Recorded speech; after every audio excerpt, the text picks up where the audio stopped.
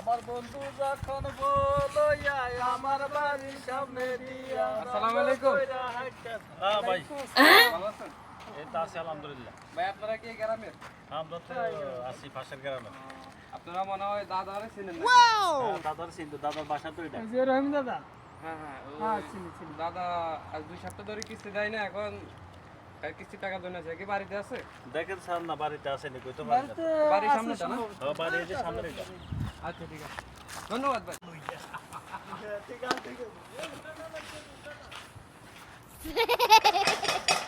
দাদা, ও দাদা বাড়িতে আছেন নাকি? মনে হয় তো দাদা কেউ তো নাই বাড়িতে।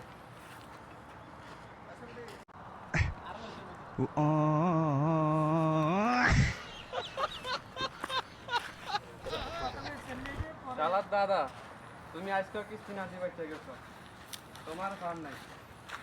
এই লোকটারে জিজ্ঞেস করি। ভাই ভাই ভাই, আপনাদের সিনা সিনা লাগতেছে। আসসালামু আলাইকুম স্যার। ভাই না, আপনি মুখস্থ তো করেন।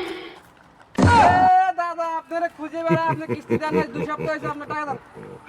কিস্তি টাকা দেন। স্যার টাকা তো আসছে না, নিছো না স্যার। না না, এত কিছু শোনার সময় না আমার। আমার অফিস থেকে চাপ করতেছে, আমার প্রচুর চাপ দিচ্ছে অফিস থেকে, আপনি টাকা দেন। আপনাকে দাদি দেখছেন না, মুখোশ লাগায় হলাই দিতাম স্যার, ইয়ার আর এত বাসাবাসি নেই, টাকা দেন টাকা দেন।